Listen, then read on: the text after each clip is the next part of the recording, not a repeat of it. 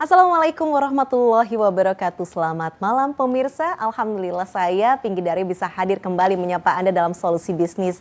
Semoga Anda yang sedang menjalankan ibadah puasa dalam kondisi selalu sehat dan tentunya aktivitas sehari-hari juga lancar sampai nanti kita sampai di hari kemenangan.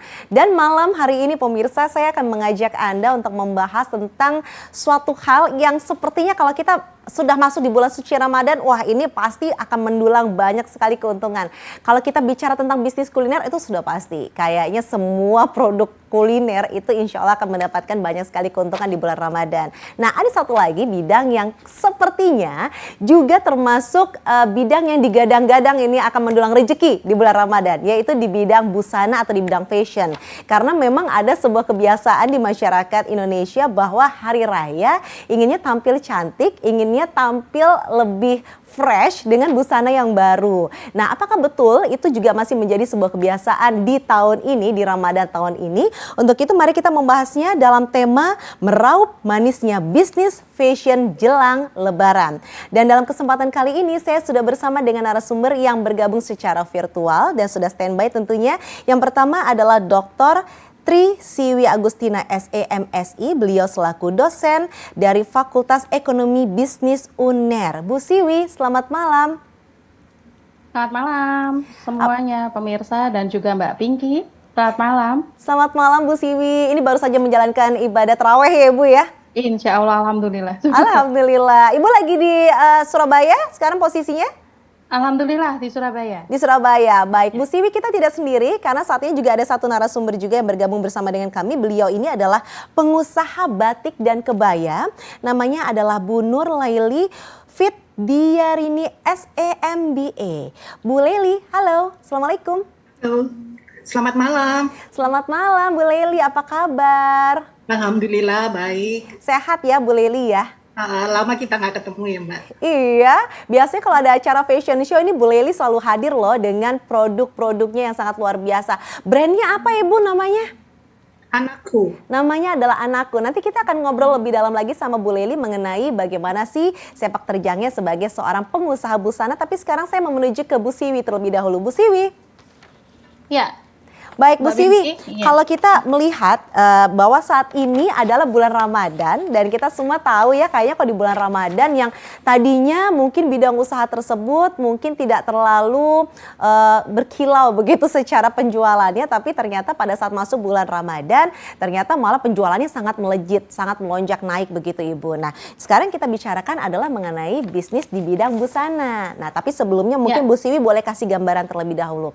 Kalau kita bicara tentang UMKM nih Bu, sekarang ini bagaimana sih bisnis atau usaha UMKM yang saat ini ada di Jawa Timur? Ya, baik.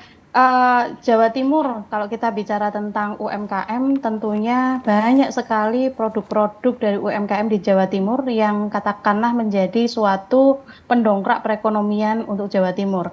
Kita bisa melihat dari sisi industri kreatif itu juga menjadi penyumbang untuk perekonomian di Jawa Timur, lalu kemudian dari sisi UMKM di bidang makanan dan minuman.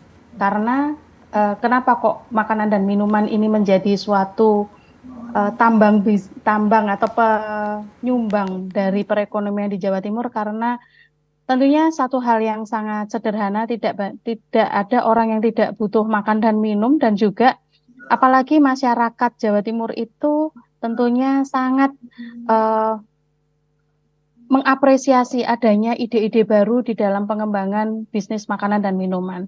Nah, akan tetapi yang kita tidak bisa memungkiri adalah dari sisi UMKM yang lain adalah keberadaan industri sektor jasa dan perdagangan, Mbak Pinky. Iya. Di mana jasa dan perdagangan ini juga menjadi salah satu pendongkrak dari perekonomian di Jawa Timur.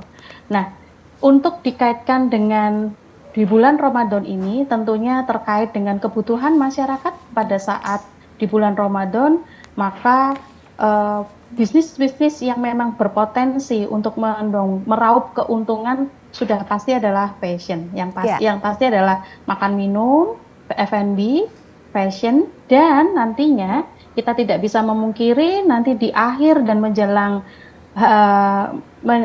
atau pada saat Lebaran gitu ya, itu industri hiburan, industri wisata, restoran itu akan meraup keuntungan karena orang sudah mulai silaturahmi, lalu terjadi moving dari satu daerah ke daerah yang lain. Setelah silaturahmi ke orang tua biasanya akan disertai dengan pergi ke tempat wisata. Tentunya hal ini juga menjadi salah satu potensi untuk menyiapkan bagaimana bisnis di daerah wisata itu akan meraup keuntungan pasca Ramadan. Wah, ini menarik ya Ibu ya. Baik, ini menarik sekali kalau kita melihat bagaimana saling berkesinambungan dari awalnya adalah mamin atau makanan dan minuman, kuliner begitu Ibu ya. Lalu kemudian ternyata bisnis fashion itu termasuk salah satu bisnis yang sangat menarik perhatian karena memang kebiasaan orang Indonesia ya Bu, kalau lebaran gak pakai baju baru maka rasanya kurang afdol. Betul begitu ya Bu ya? Ada lagunya ya Mbak pasti ya? Iya Ibu, betul. Apa Bu? Baju baru, alhamdulillah. Betul sekali. Nah kalau kita bicara tentang bisnis fashion, nah ini memang kalau kita lihat dari tahun ke tahun, apalagi kemarin kita sempat pandemi Bu ya, bagaimana kalau Bu Siwi melihat pada saat pandemi sampai dengan sekarang berprogresnya itu seperti apa di bisnis fashion itu sendiri? Iya, tentunya kita tidak bisa memungkiri ketika tahun 2020 terjadi pandemi, masyarakat cenderung untuk mengalihkan belanja fashion kepada belanja bagaimana untuk kesehatan dan bertahan begitu. Iya. Makanan, minuman, dan juga suplemen-suplemen, obat-obatan, vitamin, dan sebagainya. Lalu yang kedua, pada saat pandemi juga masyarakat lebih mengutamakan untuk mengeluarkan pembelanjaan itu untuk mendukung seperti seperti mendukung kuliah atau anak-anaknya untuk kuliah online atau belajar online dari rumah. Betul. Itu menjadi satu hal yang diutamakan gitu. Akan tetapi seiring dengan melambatnya penyebaran virus COVID-19, terutama ketika kita semua sudah boleh untuk kemudian bersilaturahmi, karena kita tidak bisa melupakan ya tahun 2020 itu bagaimana kita semua tidak bisa bersilaturahmi karena ada pembatasan sosial, kita tidak boleh ketemu dengan, artinya ada pembatasan secara fisik begitu. Nah, mulai dibuka pada tahun 2022 ya, itu sudah mulai ada perubahan, artinya sudah mulai dibuka, orang sudah bisa moving dari satu kota ke kota yang lainnya. Nah, tentunya dengan kesempatan seperti ini maka berangsur-angsur yang namanya belanja terhadap fashion, terutama menjelang pada saat momen Ramadan dan juga Hari Raya Idul Fitri itu semakin kembali lagi begitu ya. Saya tidak bicara membaik begitu, tetapi kembali lagi. Akan tetapi Mbak, yang bisa kita ketahui bahwa sebenarnya COVID ini kan tidak hilang 100%. Begitu. Masih ada unsur kehati-hatian dari masyarakat. Demikian juga kan di dalam kita boleh buka masker, tetapi kita tetap harus jaga jarak, tetapi kita tetap harus seperti itu. Itu juga yang membuat masyarakat juga berhati-hati bagaimana untuk membelanjakan uang itu tidak banyak kepada fashion. Baik, Bu Siwi, nanti kita akan lanjutkan kembali Bu Siwi. Kita harus jeda sesaat. Mohon maaf Bu Siwi, kita harus jeda sesaat. Nanti kita akan segera kembali lagi dan kita masih membahas seputar meraup manisnya bisnis fashion jelang Lebaran.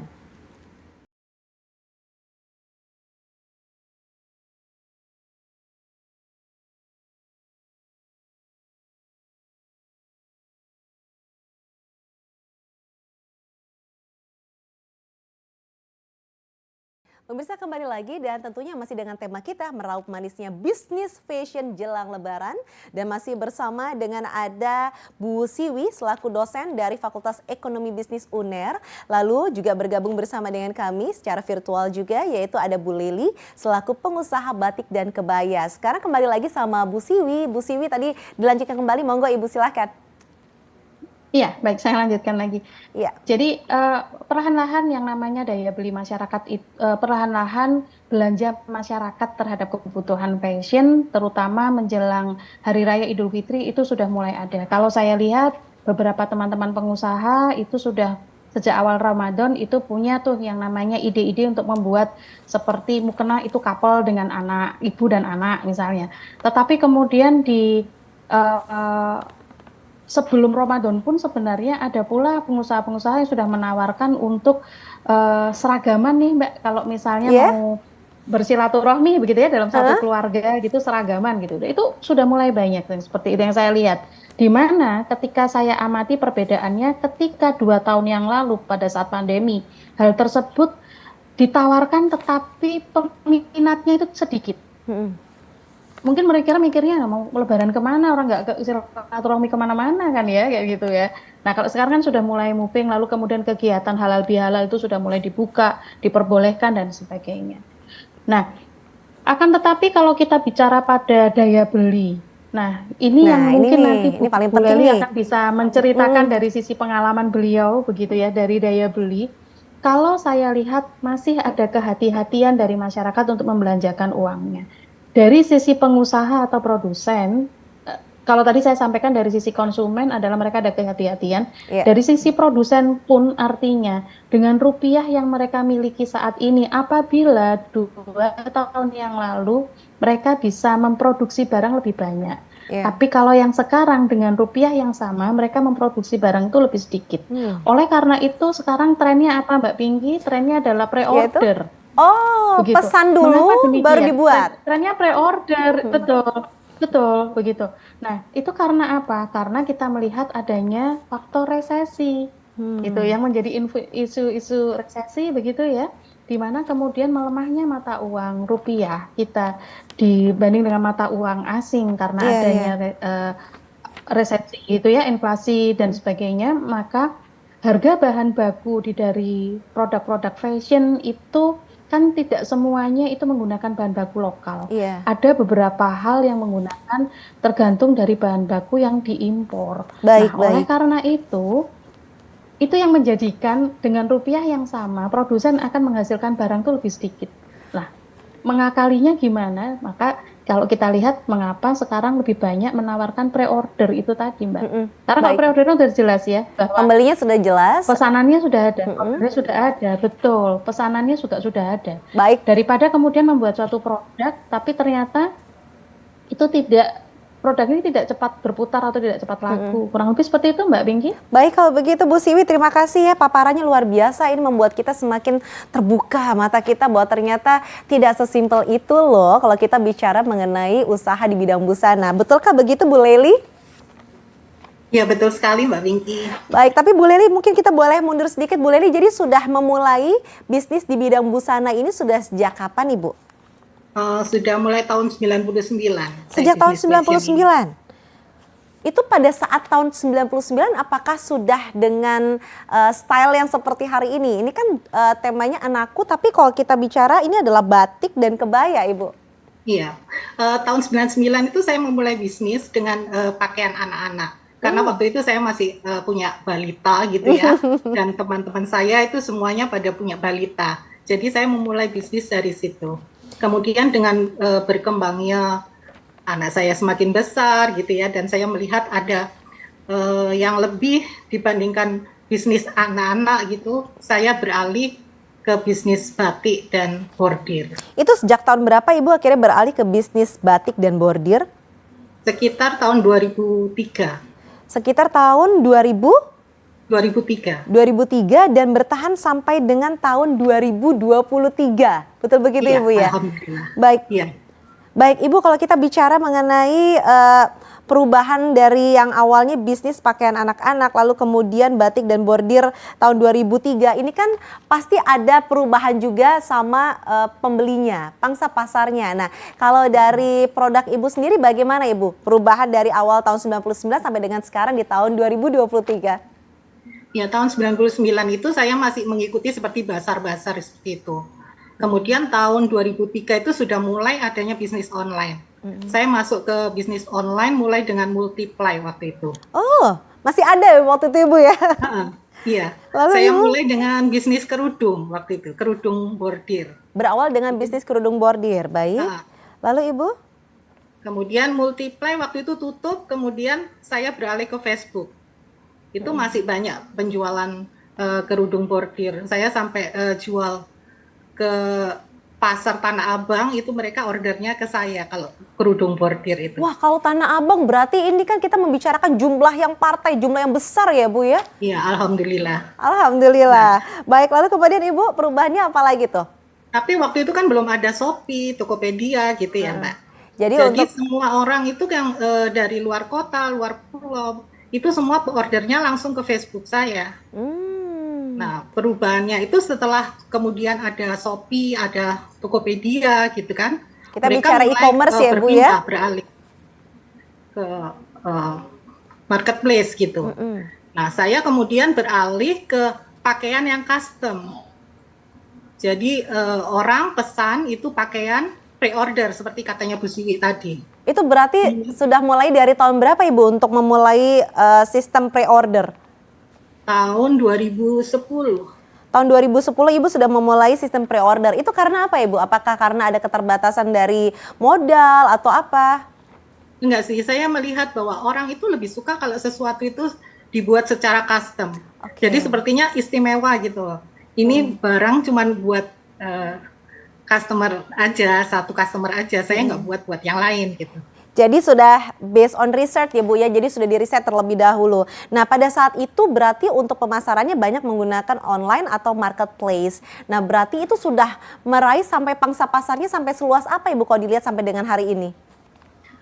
Sudah sampai Jakarta, Bandung, kemudian luar pulau juga, Kalimantan, Sumatera, bahkan sampai Irian. Kemudian ada juga yang orang-orang yang ada di luar negeri, tapi orang Indonesia juga gitu. Jadi misalnya seperti di Australia atau di Inggris gitu. Baik kalau begitu, nanti kita akan lanjutkan kembali dan tentunya juga untuk Anda pemirsa siap-siap nanti Anda juga bisa bertanya kepada para narasumber kami tentunya sehubungan tentang tema dari yang kita bahas pada malam hari ini yaitu meraup manisnya bisnis fashion jelang lebaran. Dan jangan kemana-mana, kami akan segera kembali sesaat lagi.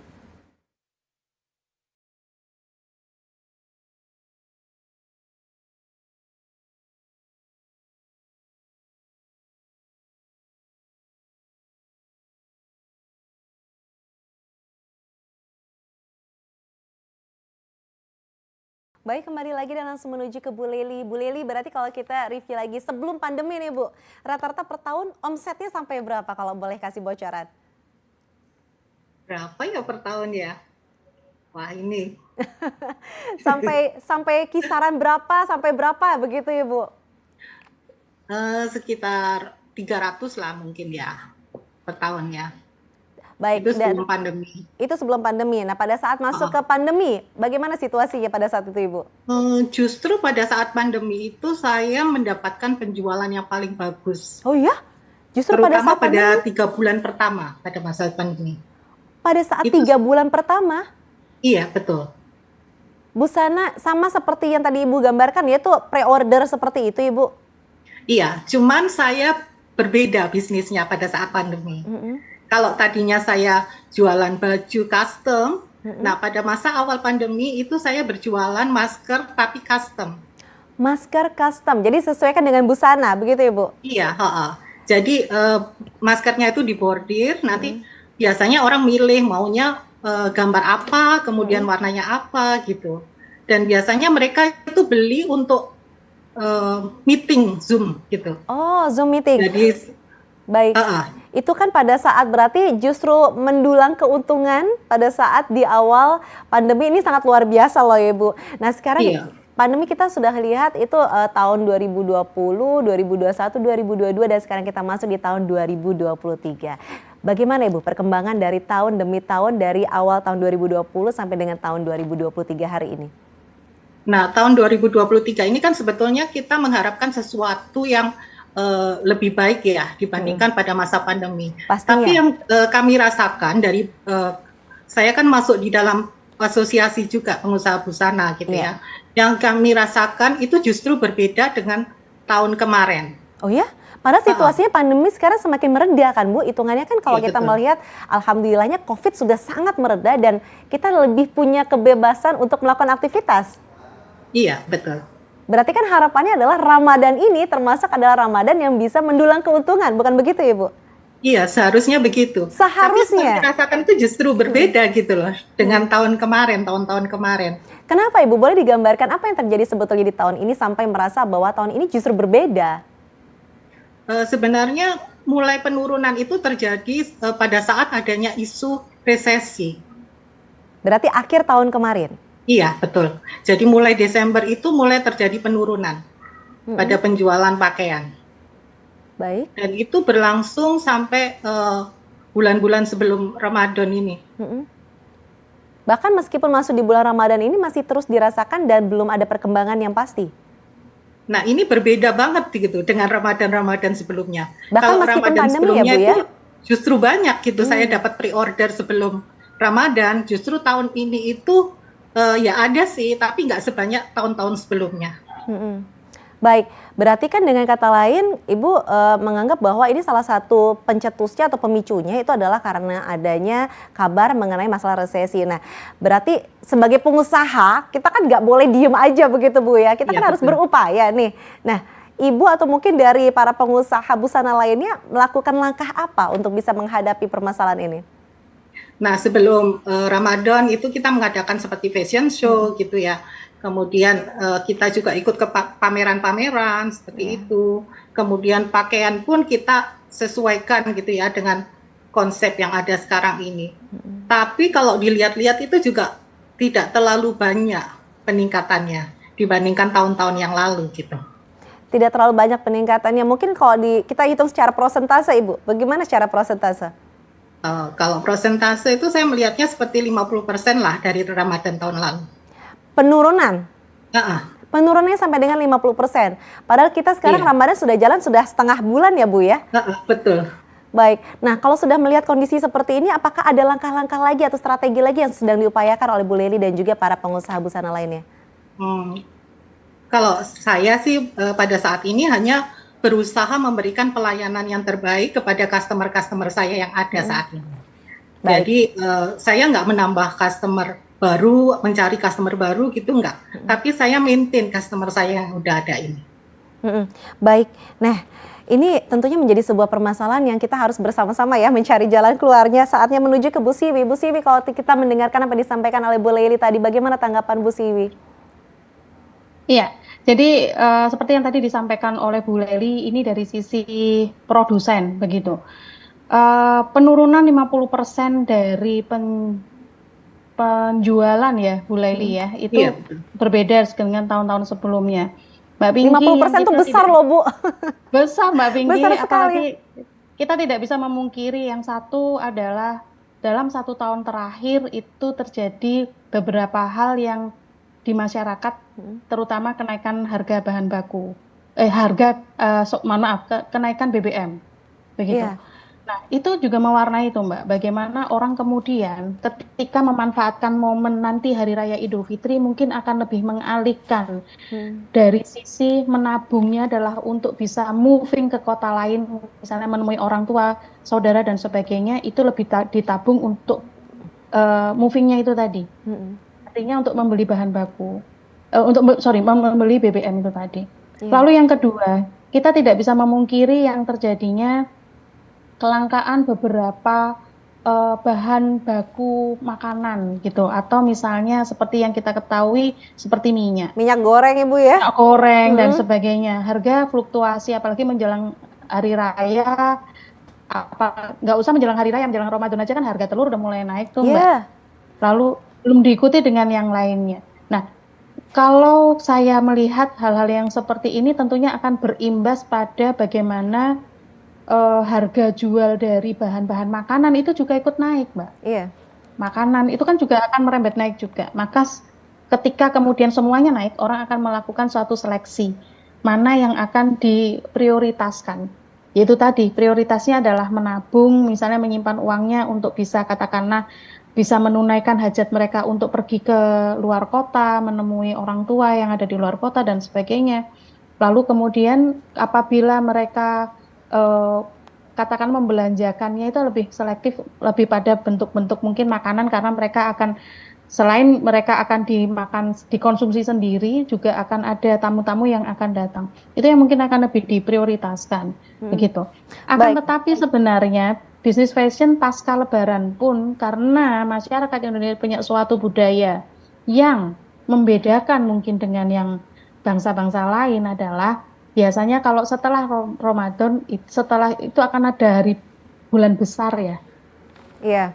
Nah, biasanya bulan besar itu biasanya banyak orang mantu. Nah, itu sebenarnya kalau saya melihat potensi untuk bisnis fashion itu akan Oh. kembali gitu. Jadi mungkin Mm-mm. memang akan melemah pada saat bulan Ramadan ini dan juga di hari raya. Tetapi Bu Leli masih punya suatu banyak sekali harapan itu ketika nantinya di bulan ini ya orang akan punya hajat dan sebagainya. Apalagi kalau tadi saya melihat Mm-mm. memang sebagai seorang pengusaha itu tidak bisa hanya tinggal diam, Mbak. Jadi Iya. memang apa yang dilakukan oleh Bu Nur Laili tadi satu hal yang bisa kita mendengarkan bersama bahwa pada saat yang lainnya di saat krisis pandemi COVID-19 bisnisnya melemah, justru Bu Laili ini Malah naik. meraup keuntungan di 3 bulan pertama. Gitu. Mm-mm. Tentunya yang dilakukan adalah tidak melakukan suatu inovasi dari bisnis yang dilakukan. Bu Leli dan saya rasa para pengusaha yang lainnya sangat punya tantangan pada saat itu melakukan yang disebut dengan pivot. Gitu. Pivot artinya Apa itu mereka Ibu? menggunakan sumber daya yang mereka miliki sekarang tetapi diputarnya atau diwujudkan dalam bentuk memenuhi kebutuhan masyarakat yang lain. Begitu. Contohnya Jadi mungkin contoh realnya Bu. ya, tadi Bu Leli kita ketahui bersama bisnisnya adalah fashion. Ah. Pasti Mm. punya yang namanya kain, Mm-mm. sumber dayanya kain, lalu kemudian ya saya mungkin batik-batik dan sebagainya, dan juga tenaga penjahit. Aku yakin Bu Leli punya kewajiban, punya satu tanggung jawab moral, punya tanggung jawab ketika pandemi tidak mau PHK, tidak mau mematikan, Mm-mm. tapi caranya bagaimana supaya tetap bisa bertahan bersama-sama. Itu Iya. biasanya yang dilakukan oleh para pengusaha yang saya lihat teman-teman di saat pandemi kemarin. Nggak usah mem-PHK, tetapi kita bertahan bersama-sama. Dikit-dikit, tapi yang penting bisa bertahan gitu ya. Mm-mm. Iya, Nah, betul sekali Bu Siwi. betul ya Bu Lelia. Nah, Iya, oleh betul. karena itu yang dilakukan oleh Bu Nuraili adalah memutar bahan ini tidak menjadi baju. Kalau tetap memaksakan menjadi baju, itu tidak akan ada yang mau membeli karena orang Iya. tidak melakukan pergi kemana-mana. Karena kan pada saat pandemi kita lebih banyak nge-zoom, semuanya menggunakan online kan Iya. gitu ya.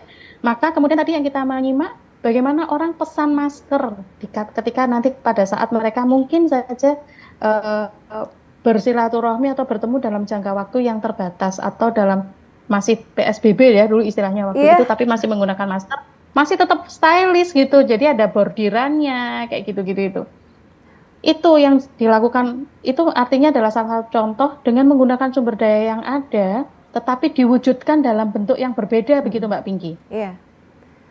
Nah, Baik. kebetulan saya juga mengikuti dari bisnisnya Bu Nur Laili. Orang lebih banyak di rumah. Saya lihat ada satu langkah inovatif Bu Nur Laili adalah membuat yang namanya home dress. Kalau ini Mbak Pinky pasti suka sekali. Maksudnya Begitu. daster Ibu ya? Home dress Mbak. Iya, Ya, sama dengan daster. daster tapi Kalau lebih nanti tinggi lah tingkatannya. Daster tapi yang cantik. Dasar cantik itu namanya home dress. Nah, kan itu kan supaya UMKM naik kelas berarti bahasanya harus diganti ya, Mbak. Oke, kita akan sebut itu menjadi home dress. Baik, baik Ibu nanti kita Jadi akan home lanjutkan dress. kembali Ibu. Mohon maaf, ini sudah banyak sekali beberapa hal positif yang sudah disampaikan oleh Bu Siwi adalah bahwa jangan berkecil hati buat para pengusaha busana yang merasa masih belum naik gitu penjualannya di bulan Ramadan ini karena setelah Ramadan bersiap-siap nih akan ada bulan dengan banyak hajatan. Nah, tapi kira-kira strategi apa lagi yang nanti bisa dicontek dan mungkin Anda punya permasalahan karena Anda mungkin kebetulan adalah pelaku usaha UMKM yang bergerak di bidang busana, Anda nanti bisa bertanya secara langsung. Tadi sudah diperlihatkan ada nomor WA-nya, nanti Anda akan diperlihatkan kembali. Jadi boleh Anda kirimkan pertanyaan-pertanyaan Anda, nanti akan kami sampaikan kepada para narasumber kami dan nanti Anda juga akan bisa mendapatkan jawabannya melalui para narasumber kami. Tentunya tetaplah bersama kami.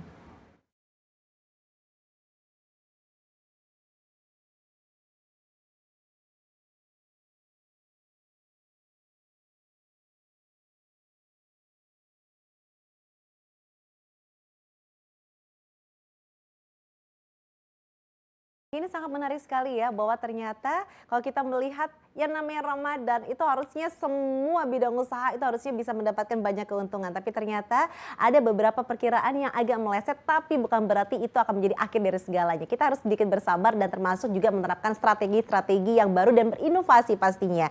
Nah, kembali lagi masih sama Bu Siwi dan juga masih sama Bu Lely.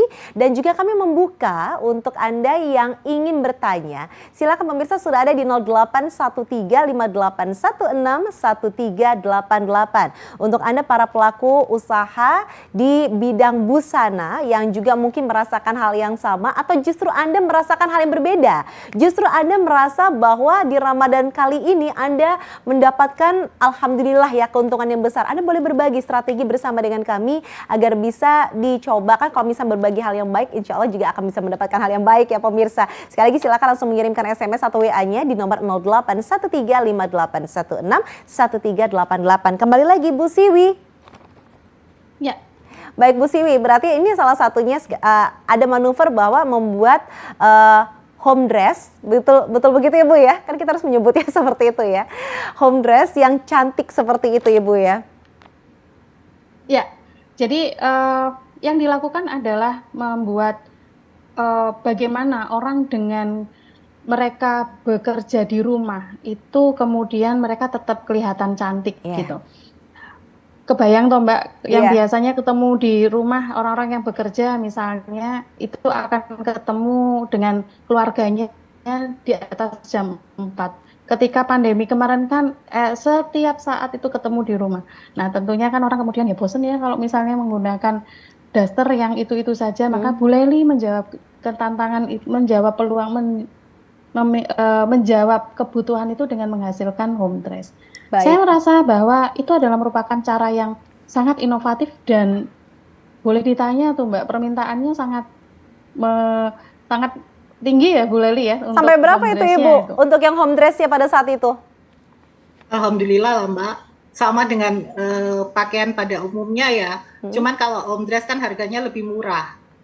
Jadi jumlahnya tentunya lebih banyak gitu. Wah, tapi yang pasti tetap berputar dengan baik begitu Ibu ya. Nah, masih sama Bu Siwi, ini berarti tadi kalau kita melihat ya Bu ya, bahwa ternyata upaya atau strategi pemasaran dari para pengusaha itu kan sudah berbagai macam.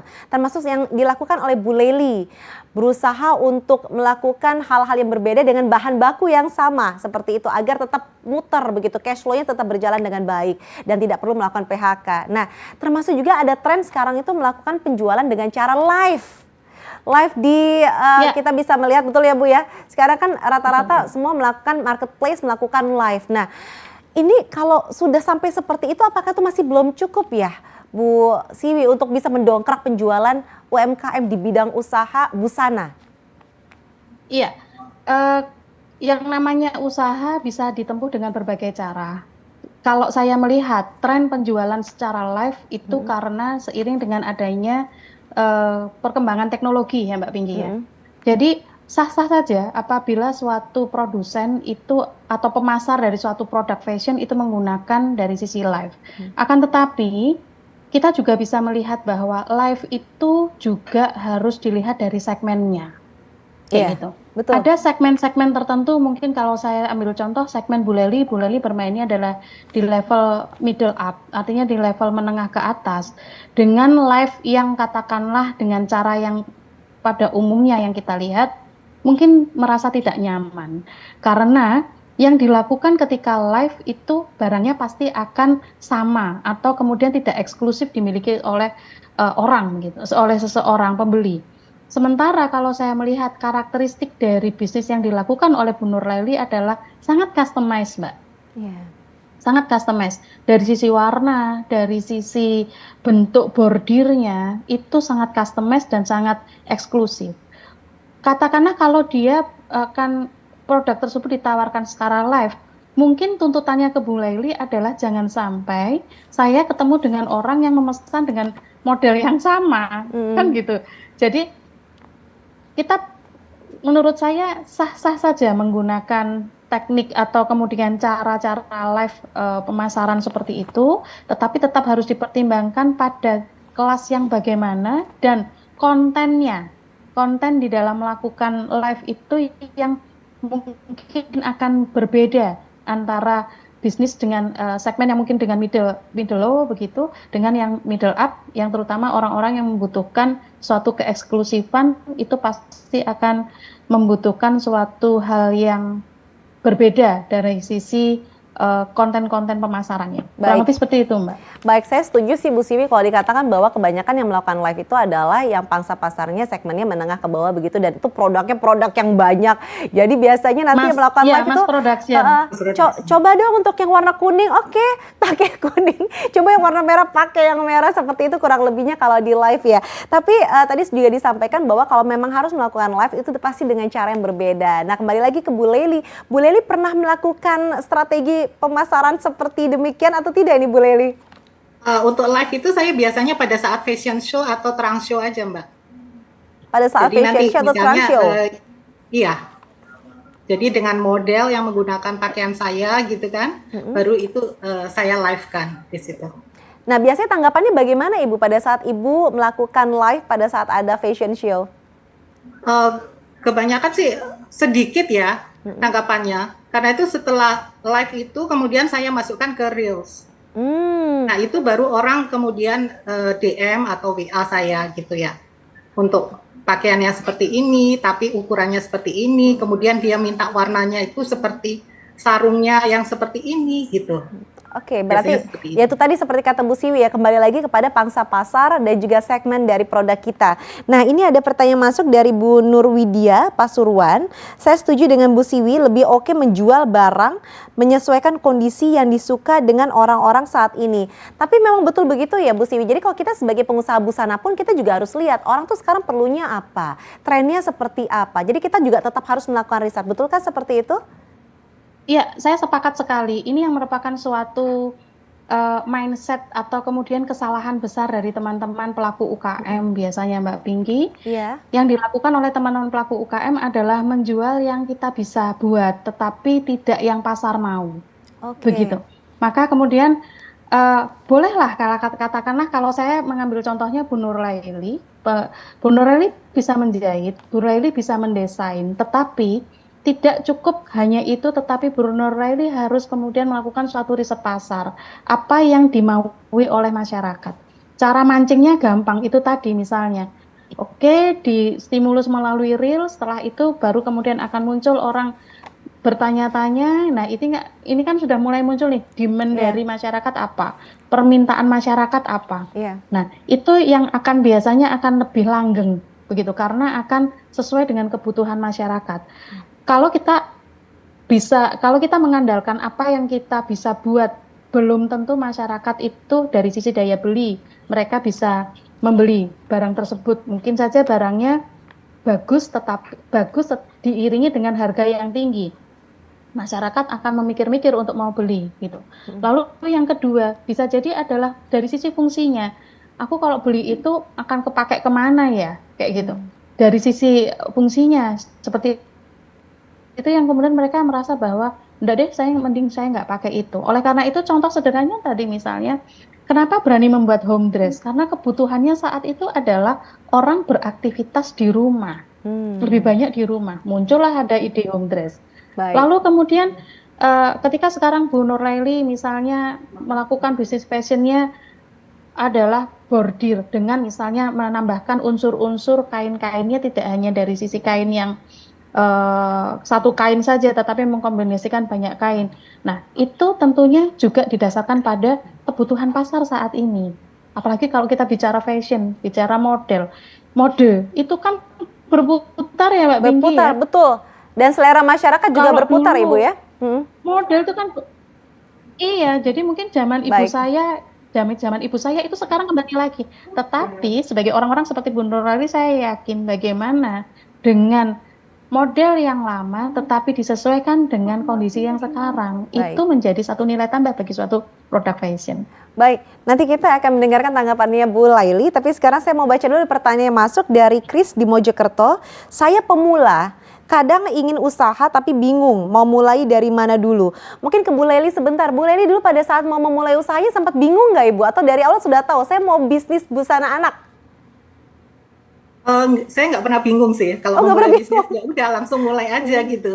Mm, Jadi semuanya itu memang harus dicoba sih ya. mm, Memang ada risikonya gitu. Tapi kalau kita nggak coba, kita juga nggak tahu gitu. mm. Apakah bisnis ini akan berhasil atau tidak. Apa yang membuat Bu Leli dari awal yakin mau bikinnya waktu itu adalah busana anak?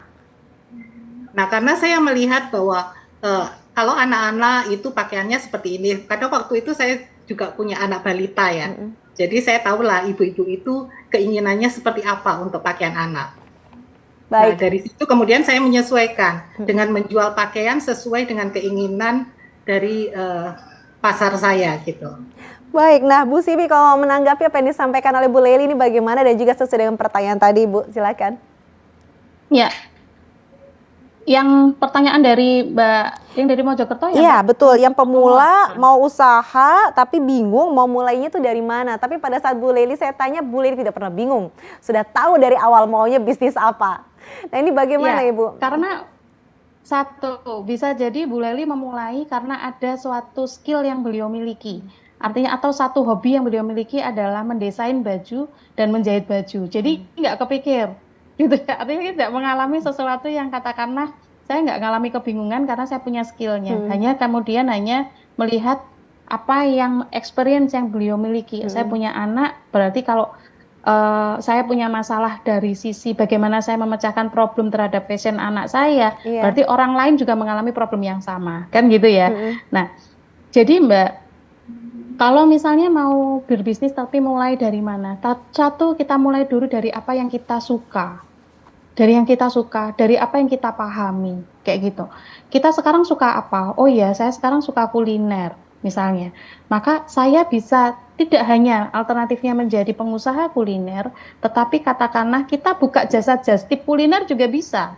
Just tip Kayak juga gitu. bisa ya? Macamnya sekarang banyak ya, iya kan gitu. Jadi kalau saya sekarang kita jasa kuliner, kita suka kuliner, kita bisa jadi food blogger, Food itu juga bisa. blogger, iya bener. Gitu. Atau kita, betul. Nah, kita sekarang suka apa dulu nih, misalnya? Oh ya, saya suka makan, tapi saya nggak suka masak. Berarti bisnis apa yang bisa saya berpeluang? Satu, bisnis apa yang bisa berpeluang? Food blogger, lalu kemudian tadi misalnya just tip makanan, lalu kemudian bisa jadi menjadi reseller. Baik, Seperti itu. reseller juga bisa ya Bu ya. Baik, nanti kita lanjutkan kembali, mohon maaf Bu Siwi. Dengan menjadi reseller just tip, bisa menjadi peluang. Boleh, Baik. boleh, monggo. Baik, kita harus jeda sesaat dan kami akan segera kembali sesaat lagi.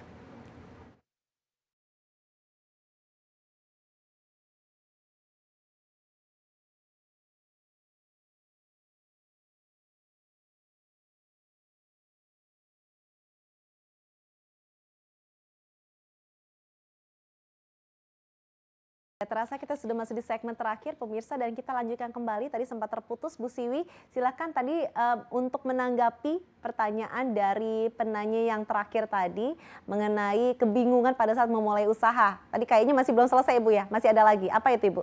Iya, betul. Satu dari yang mulai kita suka saja apa, kita tertariknya apa, begitu. Karena kalau kita tertarik, itu kita merasa bahwa kita punya informasi, gitu. Artinya kalau kita punya akses.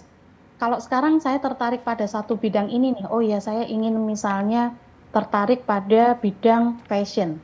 Maka kemudian saya punya aksesnya apa? Saya punya teman saya siapa? Bu Nur Laili misalnya, pengusaha fashion. Oke, Saya bisa kita cari nanya, jaringan ya Bu ya "Peluang berarti? usaha apa yang saya bisa support itu?" Betul, networking itu. Begitu. Tadi kan Bu Nur juga sampaikan, beliau tergabung pada asosiasi. Penting sekali kalau kita mau jadi pengusaha, itu kita tidak jalan sendiri. Baik. Kayak gitu.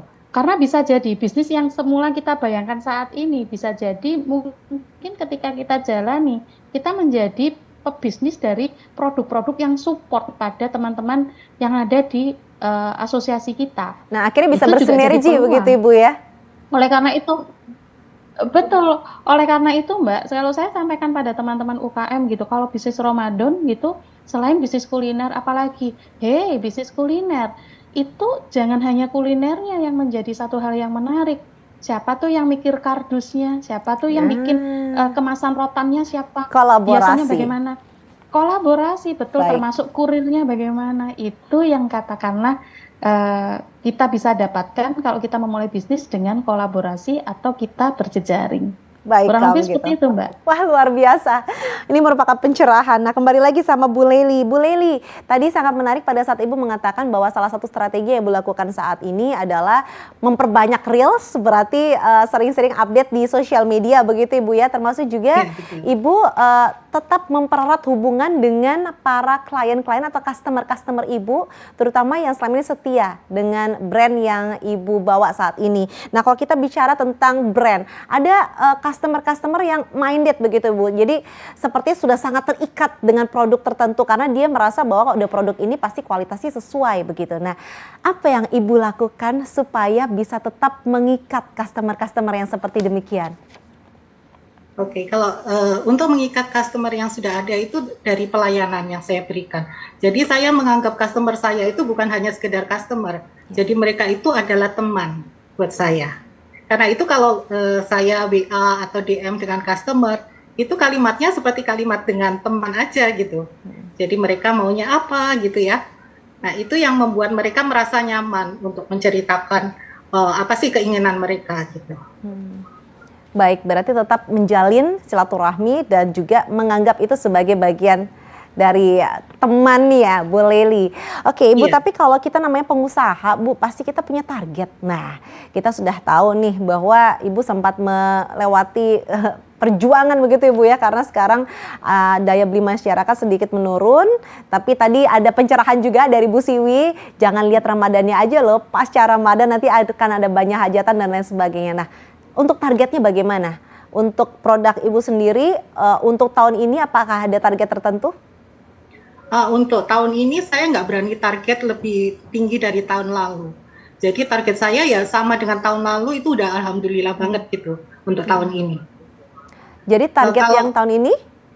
Kalau tahun-tahun sebelumnya itu biasanya bulan puasa saya bisa mendulang penjualan itu 3 kali lipat dari bulan-bulan biasa. Iya. Tapi tahun ini Lebaran itu ya Ramadan ini ya sama dengan bulan-bulan yang lain gitu, jadi stabil gitu. Jadi saya memang nggak ada penurunan sih dari bulan yang kemarin, tapi itu jauh dari penurunan Ramadan sebelumnya gitu. Baik kalau begitu. Terima kasih Bu Lely. Mudah-mudahan target Ibu tentunya apapun bentuknya akan bisa terwujud dan penjualan yang paling penting itu akan bisa menaik ya Bu secara signifikan. Nah, kita sudah sampai di penghujung acara. Bu Siwi, boleh diberikan pesan atau motivasi kepada para pelaku usaha terutama di bidang busana. Silahkan Ibu. Ya, baik. Bagi teman-teman para pelaku bisnis busana atau pelaku bisnis fashion, yang jelas adalah tantangan ketika resesi ini sangat berpengaruh terhadap produksi dari fashion yang teman-teman hasilkan. Tetapi tentunya kita tidak berkecil hati. Kita sebagai pengusaha atau Anda sebagai pengusaha, saya yakin Anda selalu memiliki jiwa untuk entrepreneur yang inovatif begitu. Baik. Satu, jangan pernah meninggalkan yang namanya kesempatan-kesempatan yang ditawarkan oleh para stakeholder. Contoh misalnya dari government, apabila ada pameran-pameran, ada kesempatan untuk kemudian seperti menggelar peragaan busana yang seperti Bu Lely tadi sampaikan, itu silakan diambil karena kita tidak pernah tahu, mungkin saja pada saat bazar, pada saat pameran itu tidak ada penjualan, tapi pasca itu ada orang yang bertanya-tanya sehingga kita bisa memanfaatkan momen itu dengan baik. Baik Bu Siwi. Yang penting adalah tetap optimis, yang badai pasti berlalu. Baik kalau seperti begitu. itu, Mbak. Baik kalau begitu, terima kasih Bu Siwi, terima kasih Bu Lely untuk pencerahannya, untuk ilmunya, untuk berbaginya pada kesempatan kali ini. Yang insya Allah apa yang disampaikan ini akan bisa menginspirasi dan bermanfaat untuk semua pelaku usaha UMKM terutama di bidang busana. Kami ucapkan terima kasih untuk Dr. Tri Siwi Agustina SEMSI selaku dosen dari Fakultas Ekonomi Bisnis UNER. Dan juga kami ucapkan terima kasih kepada Bu Lely selaku pengusaha batik dan kebaya. Sukses terus Ibu-Ibu. Terima kasih banyak. Dan saatnya buat saya Piki Dari harus pamit undur diri. Terima kasih pemirsa sudah menyaksikan tayangan ini. Selamat malam. Wassalamualaikum warahmatullahi wabarakatuh.